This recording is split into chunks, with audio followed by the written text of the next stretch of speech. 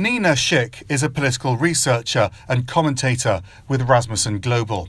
She advises business and governmental leaders on political risk, disruptive technology, Russian hybrid warfare, and on Brexit.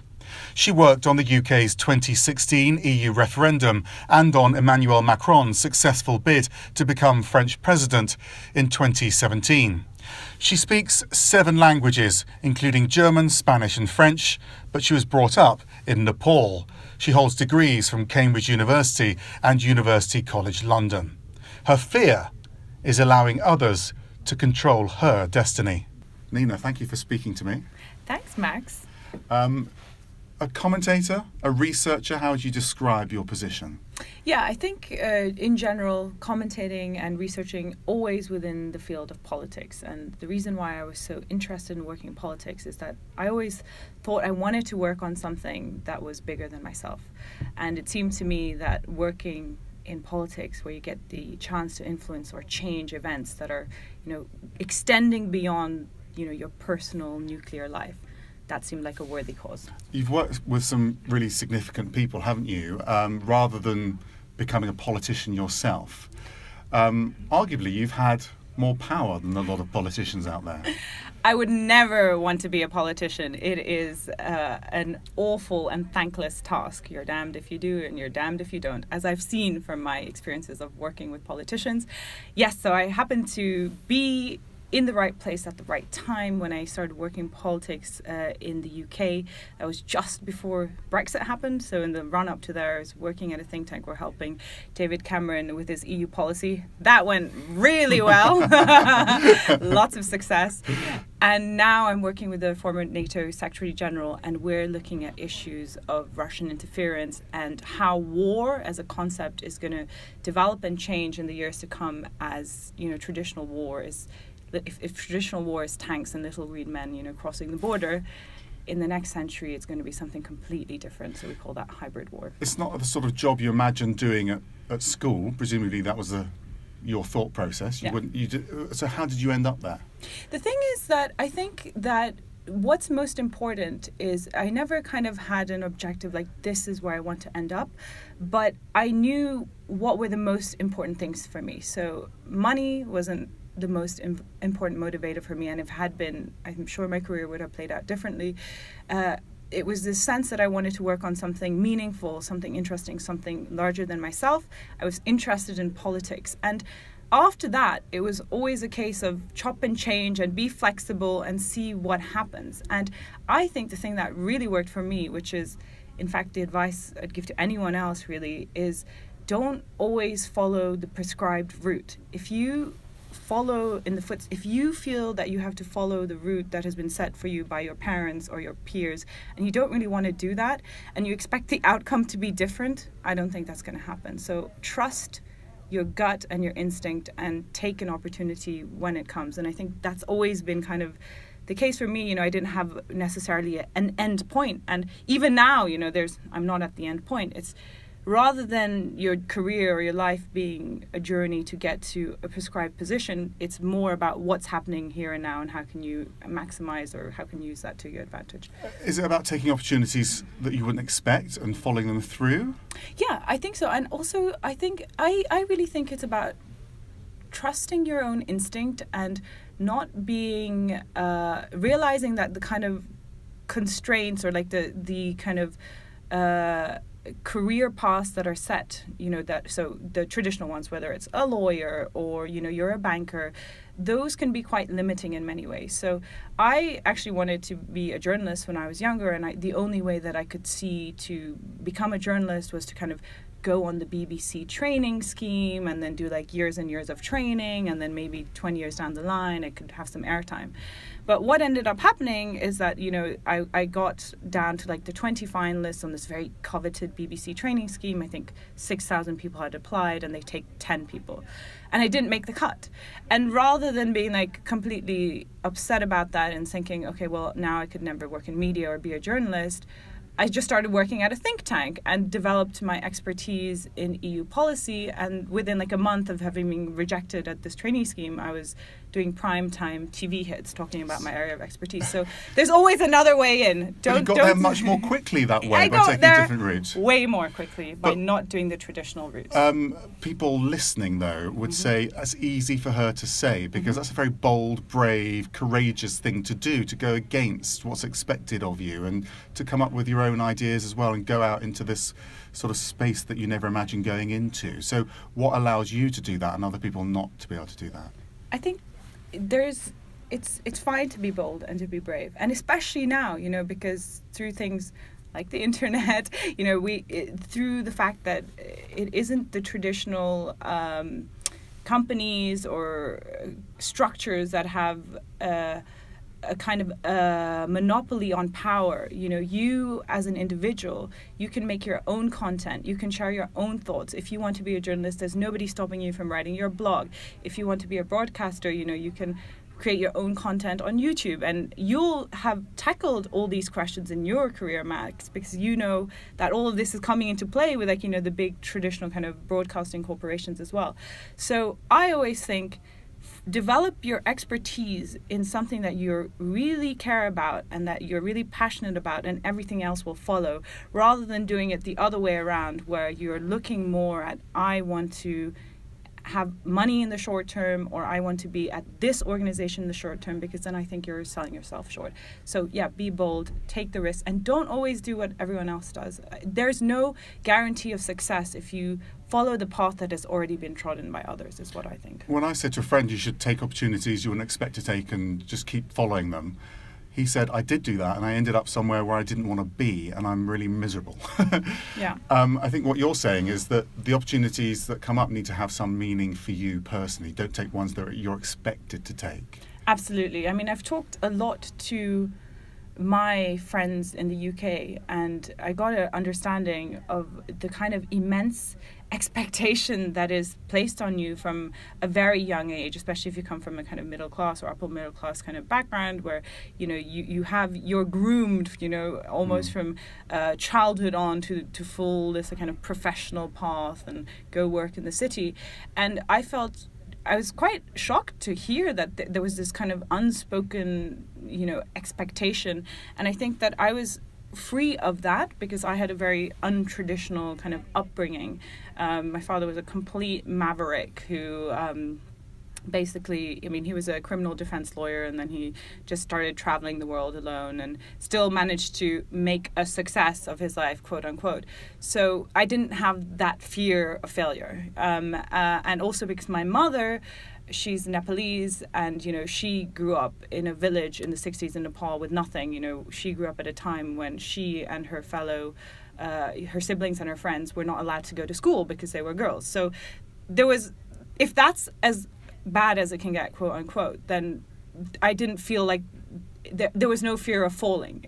So the only thing for me was that there was an upside, and I didn't have this feeling of expectations that I needed to fulfill in order to whatever that might be in terms of financial terms or like family honor or pride or anything like that. It only seemed that there was a way up. So I think I'll acknowledge that I didn't have that sense of like, this is a prescribed path for you to follow. It was more a sense of, well, what do you want to do? And that's scary, but it's also very exciting because you don't have to do anything you don't want to. People seem to think that, work has to be something that's really hard, and in order to get somewhere, you have to really put yourself to a drudgery, like 9 to 5, work 15 hours a day. But I think that if your work is aligned with what's really interesting and valuable to you, everything else kind of falls into place. Well, it becomes part of your lifestyle, doesn't it? I mean, you and I do work 15 hours a day quite regularly. Yeah. And people say you're working really hard, but it's aligned, as you say.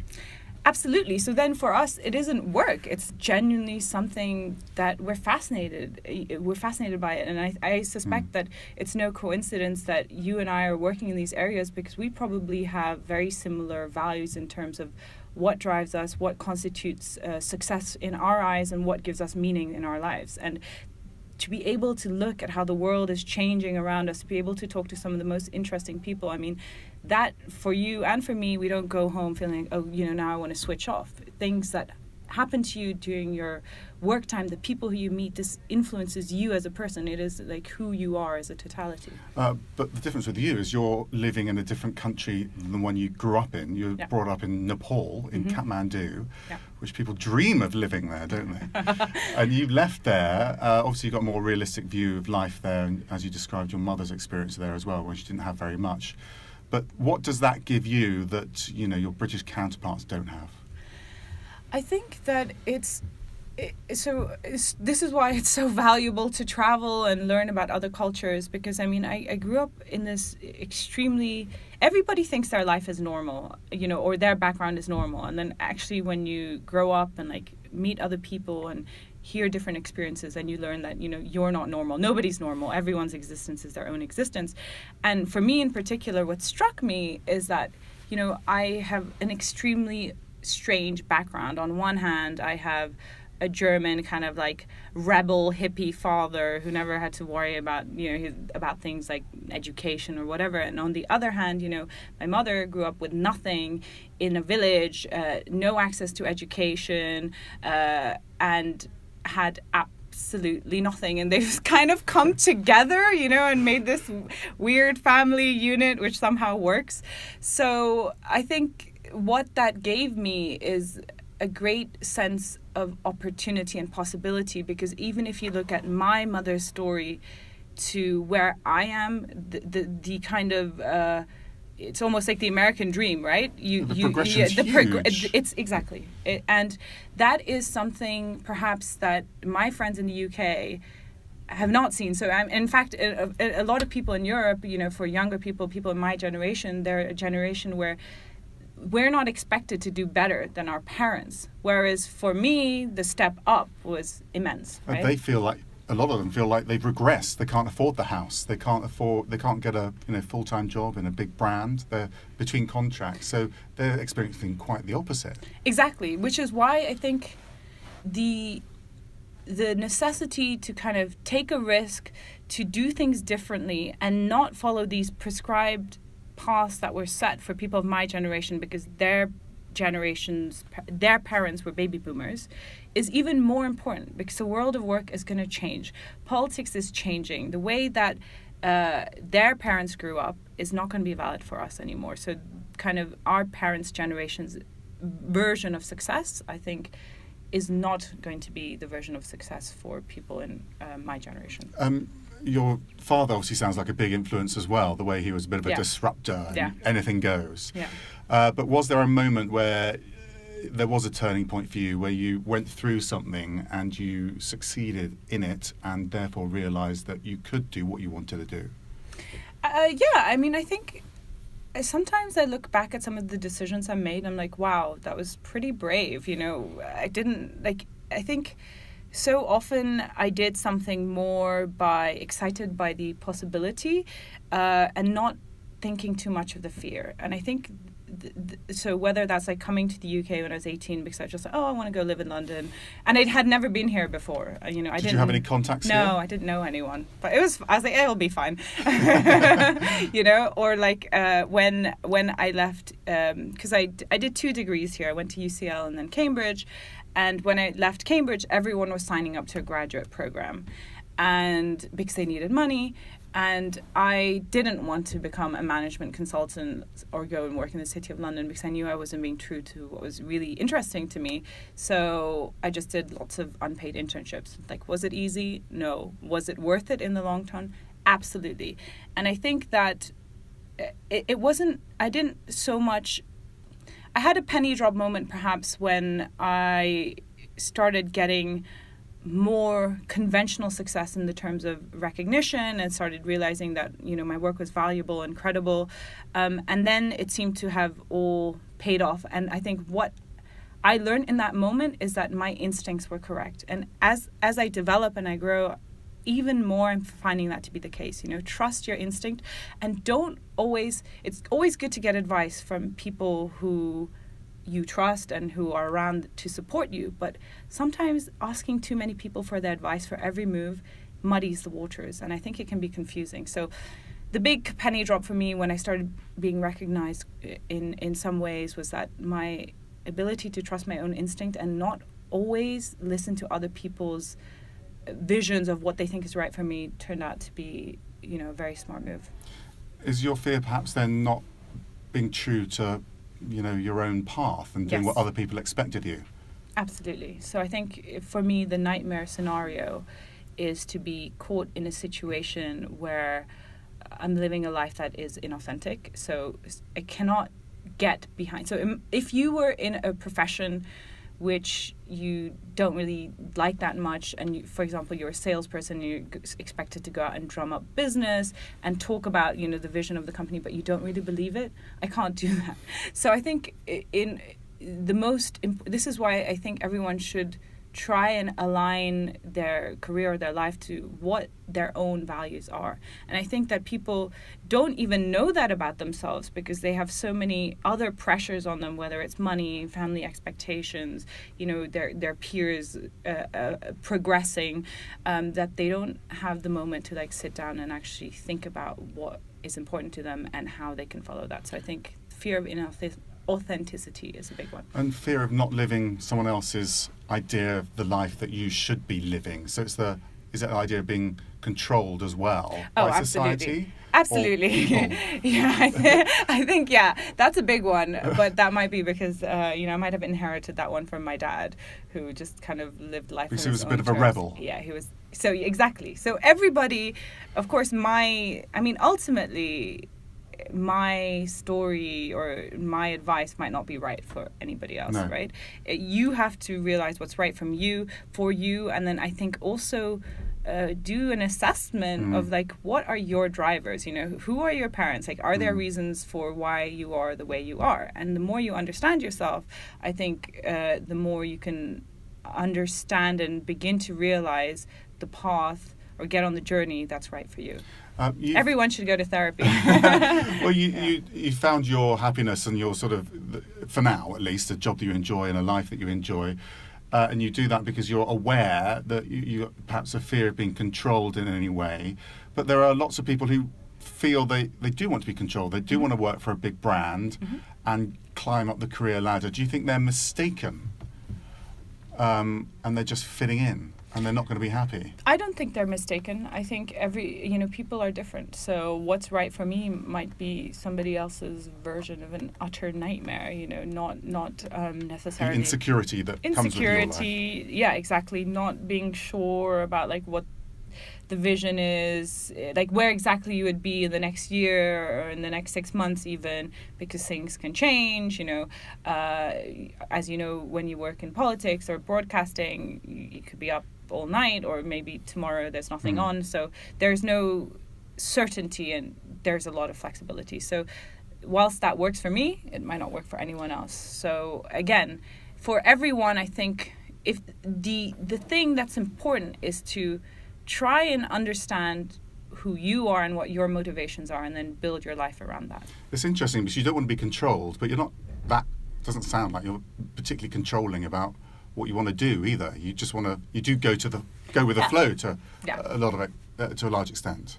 I think so, and I think that's something that I think that everybody should do more of, because you can't control everything. Things will happen. It will never be a good time. It'll be never be the right time to start the next job because something might happen, or to quit your job because there might be uncertainty, or God knows whatever decision that you're putting off or avoiding.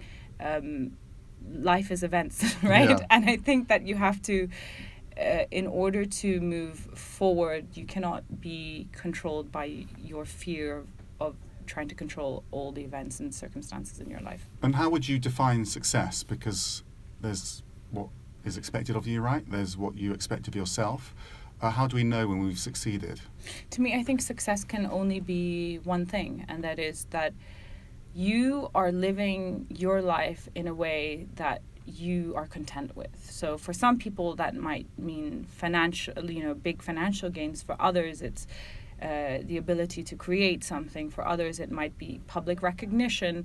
For others it might be building a family. So success has to be an embodiment of you living your life in a way that's most valuable and rewarding to you. And, sometimes, recently there's been a lot of kind of death in my family, which leads you to reflect on life. And, ultimately, we're still quite young. Hopefully we have many years left. But life is short, and if you hate doing something, for whatever reason you're doing it, it's just not worth it. And especially because I imagine a lot of people that be listening to your podcast, Max, we have options. We're not living in like the most deprived parts of the world where, because of circumstance or poverty, we can't do many things. We do have options and we have opportunities, and I think that's why if you have those, don't live a life where you're unhappy. But for the young girl living in Nepal, listening to you thinking, I want to do that, she might be middle class as well, she might not be able to sort of relate to the idea that you would just set off on your own, go to a country where you knew no one and succeed there. They'd be afraid of that. Why weren't you afraid of that? Yeah, so I have to acknowledge that, of course, like what I did was also in part due to the resources that were available to me. So like not everyone can do this for sure.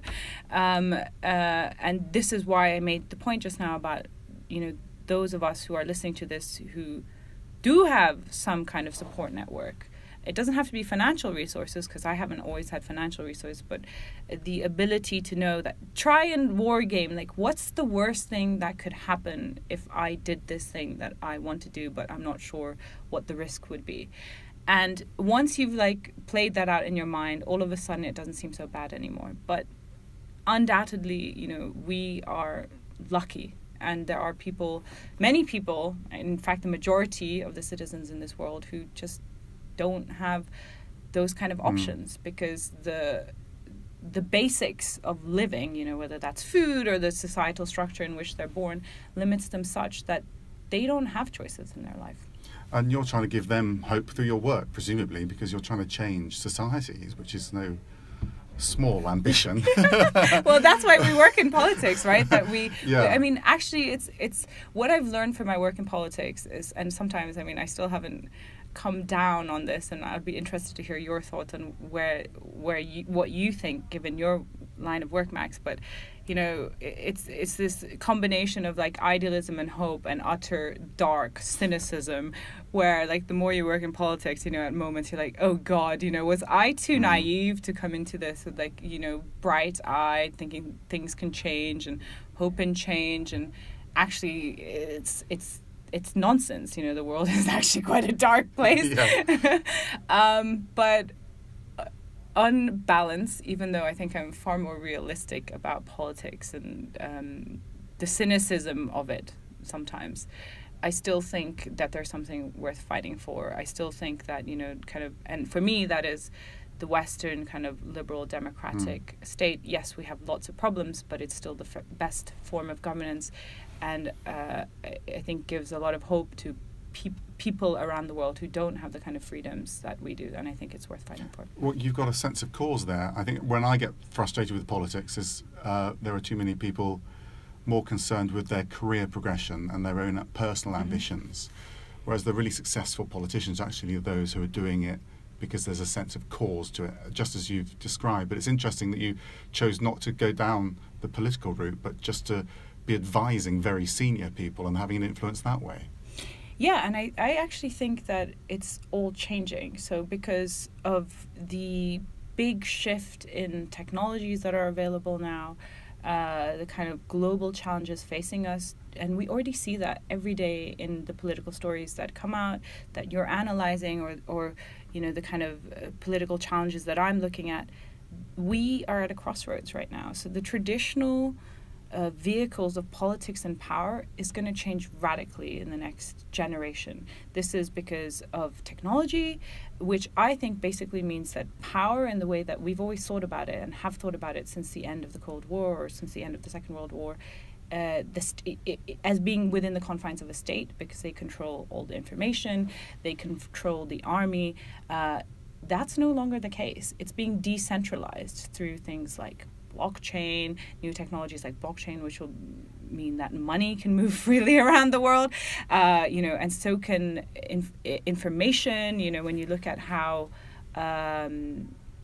propaganda is developing, I think we're entering a really uncertain new phase in global politics and geopolitics. And although there's a lot of doom and gloom around that, that'll also mean that the structures of power can change. So long-winded way of me saying, I agree with you that sometimes I'm very cynical of like kind of the traditional way that politics are set up, because it doesn't seem to have the right incentives in place, especially when you see like egomaniac star politicians who are like not doing their job. Some people come to mind.